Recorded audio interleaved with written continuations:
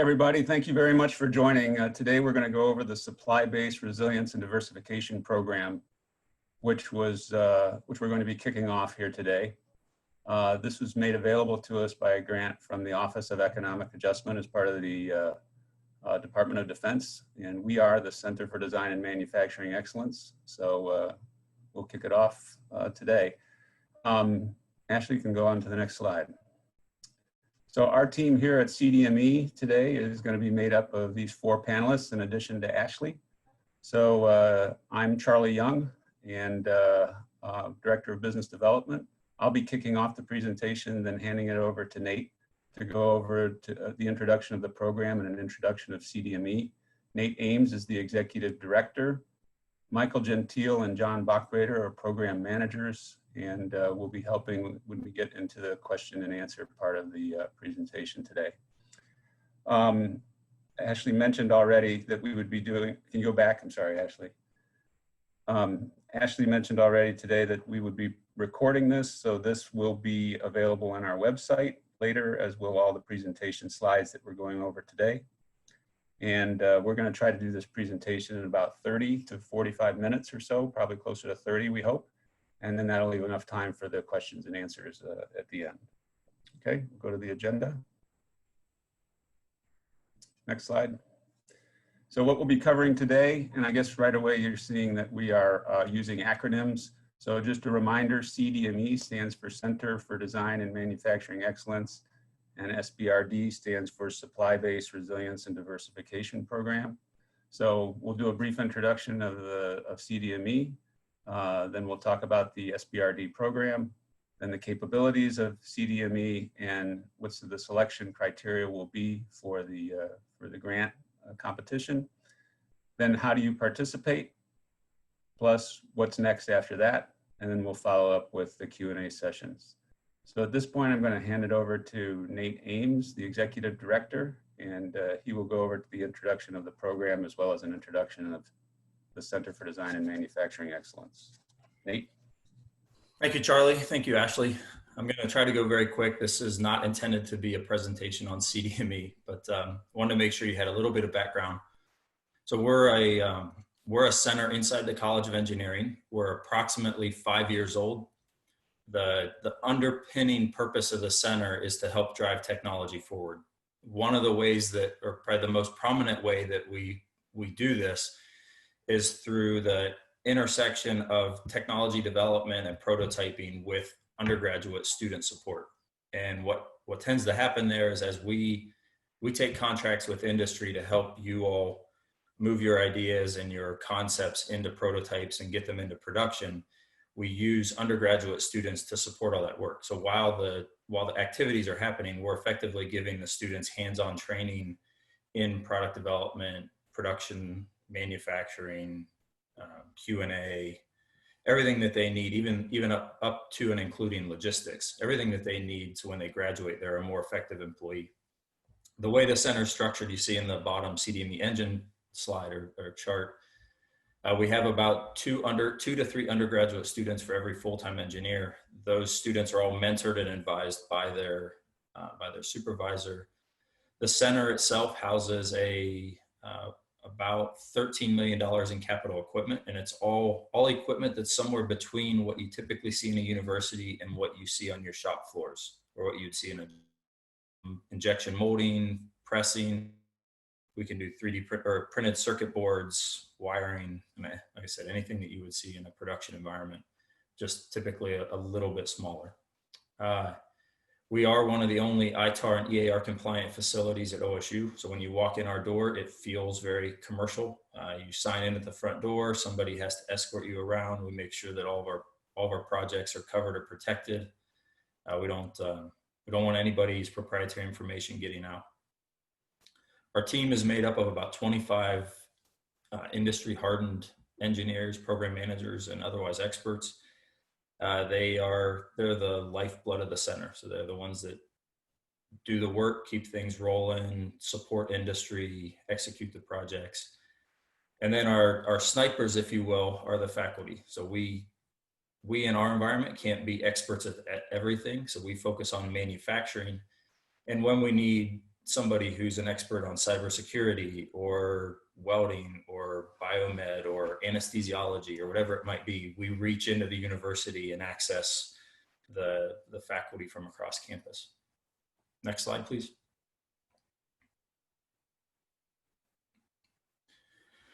So this program is intended to help you as industry, help you turn you as industry or as an individual, help you turn your ideas into products and do that in kind of a unique way. So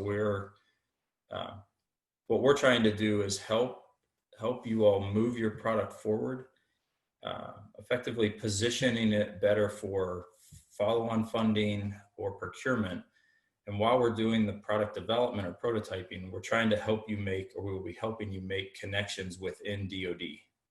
The reason that DoD funded this concept, is without trying to put words in their mouth, is that it's a relatively novel take on moving products into DoD. You know, the way that we sustain our warfighters and our Department of Defense's supply base is by making sure that there's companies that have dual use technologies inside of DoD. So dual use means you support military applications and commercial applications with a technology that overlaps. So if one technology can support both, if the commercial industry ebbs and flows, you still have DoD supporting you with purchases. If as DoD ebbs and flows, you still have commercial. So the two balance each other out, makes the supply base more resilient. It also makes you as a business more resilient. Next slide, please. One of the ways that we've learned in the last 5 or 6 years to help our companies become better and get more sales is by making their prototypes and their first order MVPs, making them more specific to the customer they're trying to sell into. So the reason that we want to help is we want to help you with this, or we're offering to help with this, is we know you know your business. We're not going to try to play in the commercial space that you're already in. Where we can bring value is we can pull in the different DoD agencies and installations and tech scouts. And when they see your technology in the commercial application, they'll tell us, both you and the center, where that technology might fit. And then we can help you develop prototypes that fit the DoD application. Next slide, please. So if we do all this right, the mission of the program will be satisfied. You can see on the screen the missions to increase the sustainability and resilience of Ohio's manufacturing sector while advancing new and innovative technologies. Ohio is a significant DoD supplier, in general. The more commercial technologies we can find dual use or defense applications for, the better that is for Ohio, and the more sustainable the supply base becomes for the Department of Defense. So we get a big win for the state and a big win for the Department of Defense. Okay, with that, I'll hand back over to Charlie and we'll go into some of the specifics. Thank you, Nate. Just to get back into it, yes, we want to help you build your prototype, and the DoD OEA are help funding this. So we at CDME really would like have this whole program to make that happen. We are applied engineering group with that kind of experience. We built a lot of prototypes for people already.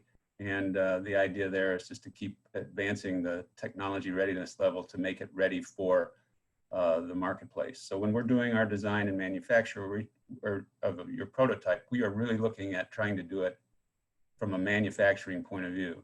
How you make it, how is it going to be robust? How is it operational? How do you do service on it? All of those different types of things go into what we think about when we're putting this thing together. Next slide, Ashley.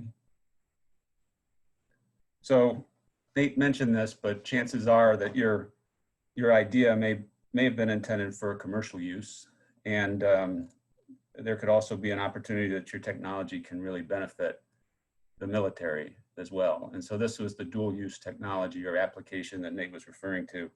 in there. And these uses, they don't have to be just for combat uses that you might think of. They can be for, there are many non-combat uses that the military needs. So those are the type of things that we're going to be looking for these dual use technologies. And this is an example here of of one of the very first companies that we worked with to do a prototype for at CDME. You can see the name of the company on the person's shirt there. It's Nicola Labs, and this is Will Zell. He's the CEO and president of the company, and it was his idea that launched it. And he used a lot of technology from professors and faculty at Ohio State, but he used us to help build the first prototype. That prototype allowed him to launch more funding, and you can go on his website today and see the success that he's enjoying today as his company has started to mature. So this is a clear example of the type of things that we would like to be doing with companies like yours. Next slide. Nate mentioned also that there's significant presence in the state of Ohio when it comes to the Department of Defense. So just wanted to remind everybody some of the very, very top areas that we have here. Biggest is the Wright-Patterson Air Force Base, and also housed there is the Air Force Research Lab, or AFRL. We're already doing a lot of work with the AFRL here in our center, but that's a large area for the research. Air Force and the rest of the military, they do a lot of research on their own, like with AFRL. Army has a version of that, and Navy has a version of that as well. But they also use academia and national labs and 501c3s and big companies, medium-sized companies, and small companies to help them through all of that. Also, very large presence in Ohio is the Ohio National Guard, which is here. The Army Joint Systems Manufacturing Center. You may know it more as the Lima Tank Plant. Also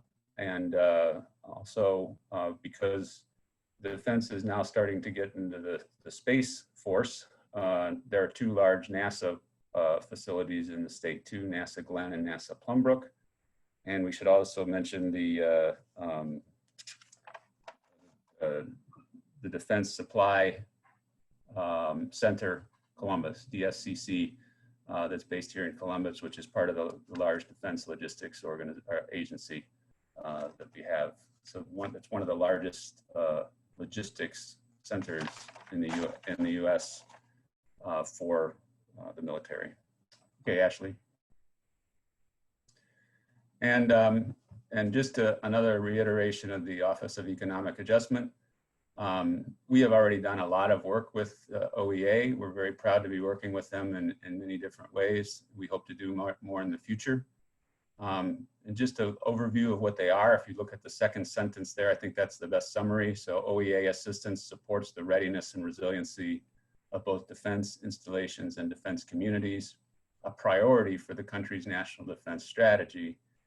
And if you were to read that whole paragraph, you'd see the word community 4 times. So it's used once in every sentence that's there. And the word community is a key part there. This defense community and building defense communities are really the cornerstone of what makes OEA operate.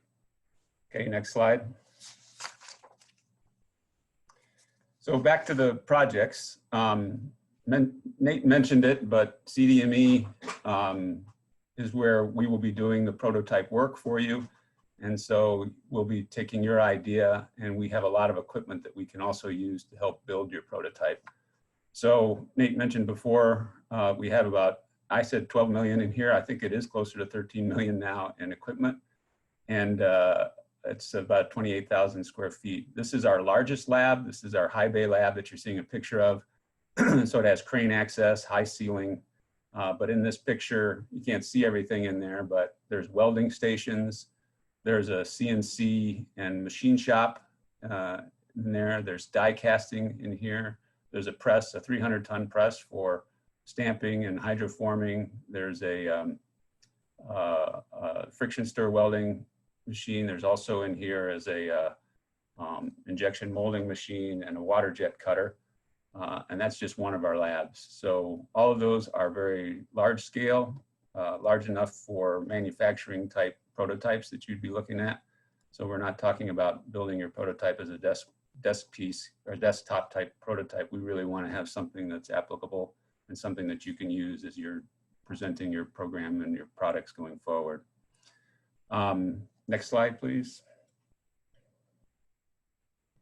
So again, we've worked with many projects in our 5 years. Nate said we were there for 5 years, so we've worked with over 150 national partners. Small, medium, and large businesses are included that. We've done over 350 applied engineering projects in that time period.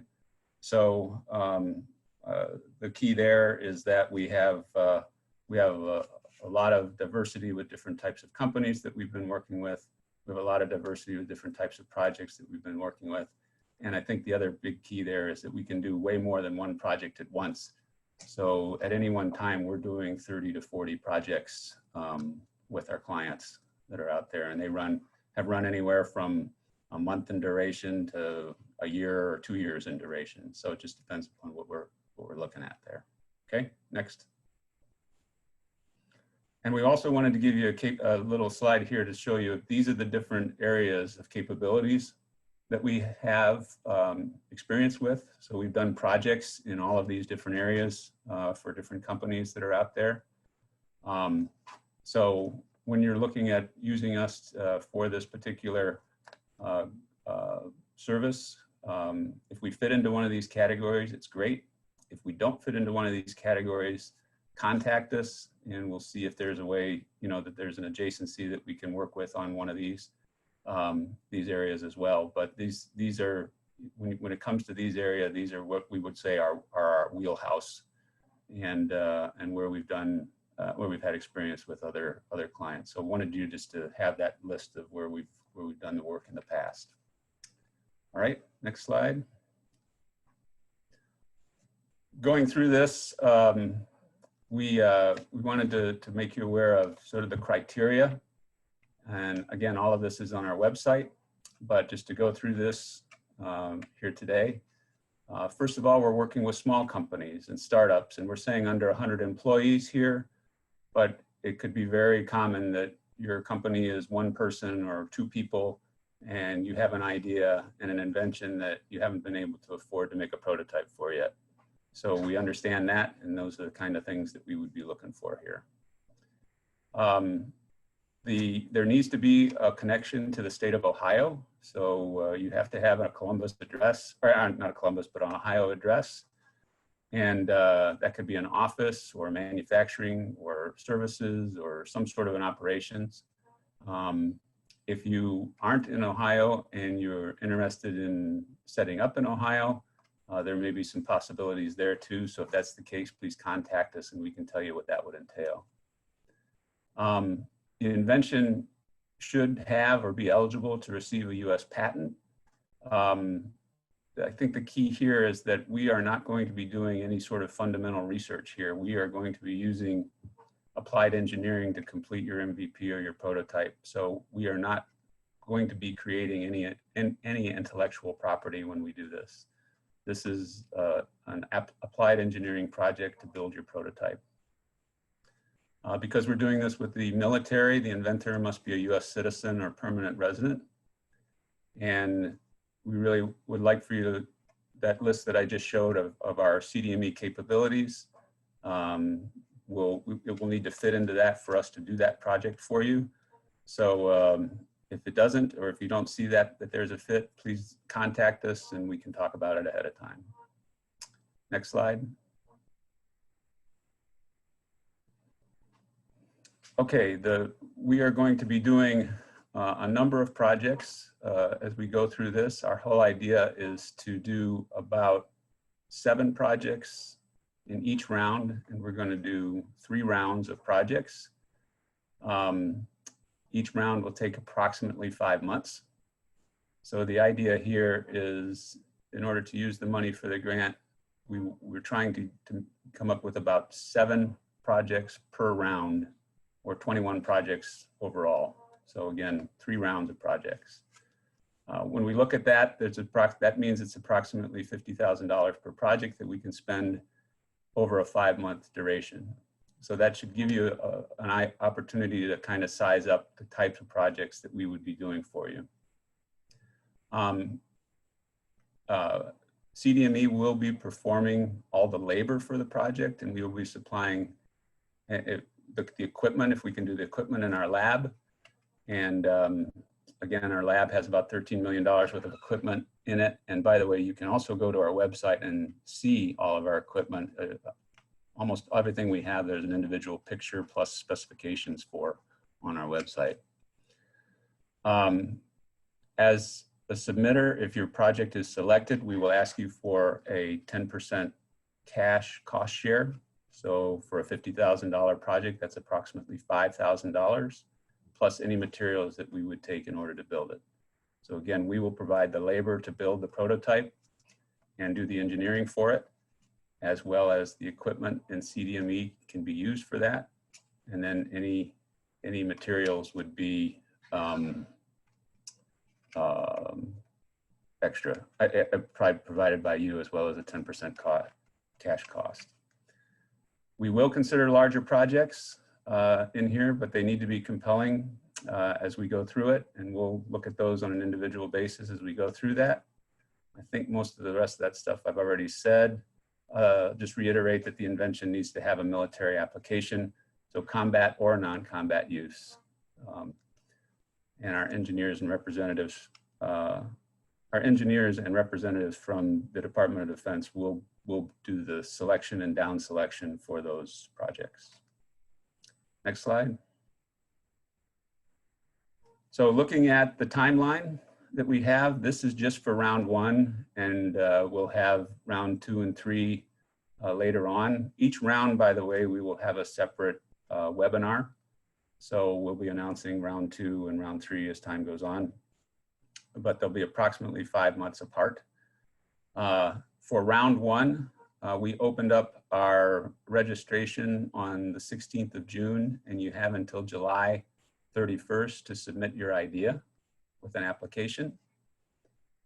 On approximately 2 weeks later, August 14th, we're going to down select to say 15 or 20 projects of that, and you will receive an invite to pitch those at a pitch day. And when you go to pitch day, you will have the opportunity to give a short, crisp presentation to CDM engineers, as well as Department of Defense, technology, research, and technical scouts. That'll take place on or around September 1st. And by the 3rd week of September, September 22nd, we will tell you if you have been one of the final, if you have won the round 1 areas. So approximately 7 winners will be accepted then, and then we can start your projects. So that's what it looks like from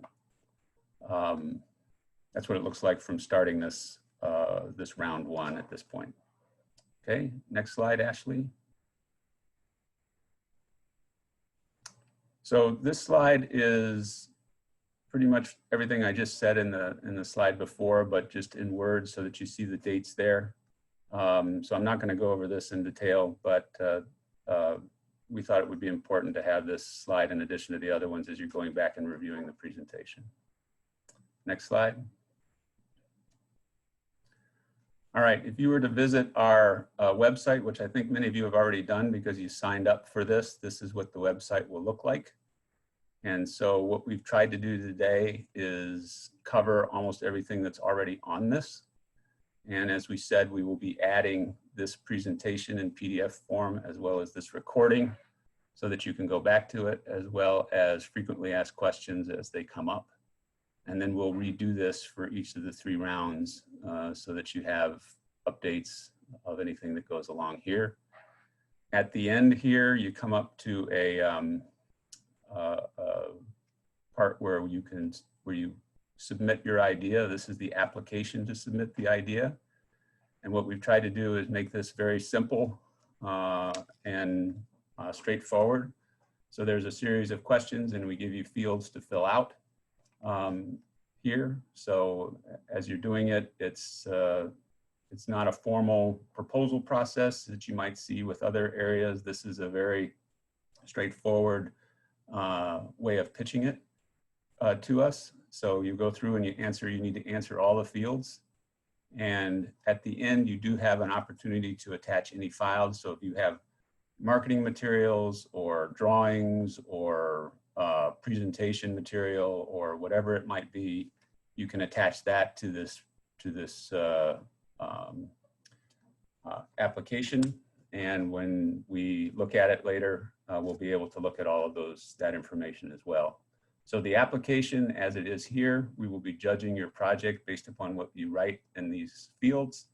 And then anything else that you supply will be supplemental information.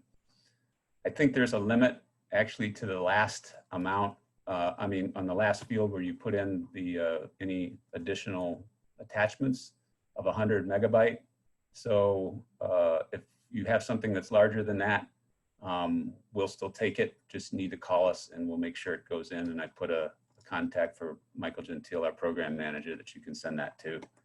But let us know if that's the case and we'll make sure we include that with your application. Okay, next slide. Yeah, this is it. So I think here is what we wanted to get across for you today. You're encouraged to reach out. So as we begin the question and answers here that we're going to start in a few minutes, we aren't going to be, I don't think we're going to be able to really talk about individual projects that you might have. So we're going to be talking about, in general, the program and answering any questions that you may have about the program. But that shouldn't discourage you from asking us if you have any questions about your individual projects to please reach out to us directly.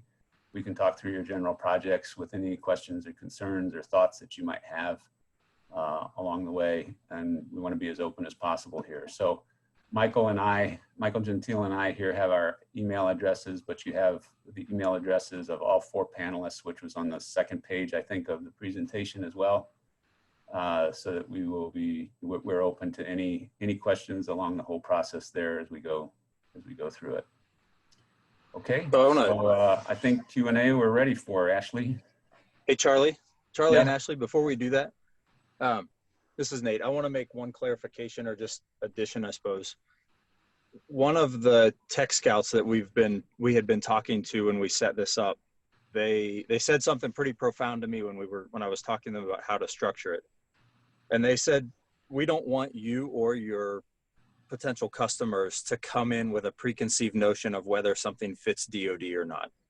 So that's a criteria to move forward to the prototyping or MVP stage, but it's not a criteria to submit your proposal and to go to pitch day. And the story, it's not firsthand for me, so I'm not going to go into any of the details in case I screw them up, but the basic story that the tech scout gave me was they had a need, and they ended up seeing something that a 13-year-old, I think it was a 13-year-old girl from Florida, she had posted on her mom's Facebook page. And she was trying to do something to help her friends so they could play a game or whatever the application was. But that thing, which had zero military intent when this little girl came up with it, it was the perfect fit for this defense application. So then DoD then took the action to help her move it into a defense application. This is very much the same way. Getting everybody's ideas in front of the tech scouts and in front of the soldiers and warfighters. They know what they need. We don't need to define that up front. So if you have a great idea, even if you don't think it has anything to do with DoD today, but you think you have a great idea or you have a great idea, bring it forward. Let's get it in front of these people that know what their needs are and see what becomes of it. Thanks, Nate. Okay. So I think what I'm supposed to do is click on Q&A and start reading some questions or chat. Yes, Charlie, okay. You do have a few questions in the Q&A already, so if you want to go ahead and open that up. Okay. The first one, David submitted a question, but he also has his hand raised, so he might want to expound. So when you get to that one, David, I'll click on you and allow you to talk. Okay, he's at the top of the list, so let's do it. Okay. All right, David, I'm gonna unmute you so you can talk. And by the way, I'm also going to be distributing some of the questions to Michael Gentile and John Bachrader and Nate here as we go through it. So they are the ones who will be executing the projects. Can anybody hear me? I can guess answer it's the first one. question. Hello? Hello. Yeah, go ahead and talk. Oh, great. Hello, everyone. Hope Hey. you're all doing well during this very weird time. So, Nate or Charles, you were talking about equipment or materials, and I'm wondering, so I've got a potential idea in mind where I would envision a laser being used, and I frankly have no clue how much a laser costs. So, and I don't know I know you've got some laser capabilities there at CDME, but I'm just wondering if that would be included, or we could rent that, or how we might approach a piece of maybe more expensive equipment, or is that included under materials? I can take this one, Charlie, if you like. Okay. So I think for something like that, where the tool of use is extremely expensive, we'll sit down and work with you and the rest of your team if it's selected to go forward. But the Right. path I would propose is that we do what makes the most economic sense. So if the situation in front of us requires that for your company to be viable long term, you have to have it, then let's leverage the buying power of the university and leverage your relationships and our relationships to try to figure out how we can get that equipment for you. Right. The Yeah, viability, even if it was on a loaner basis, exactly. just a demo.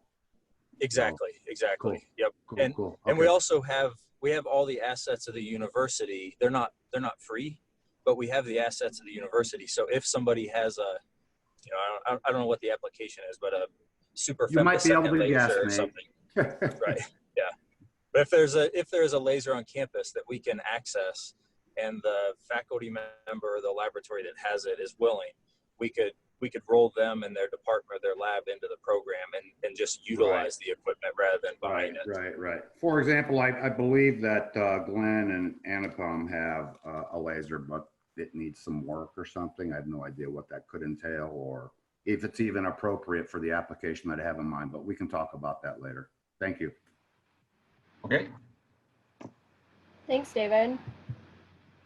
Yeah, Charlie, if you open up the Q&A, you should have some more in there as well. Okay.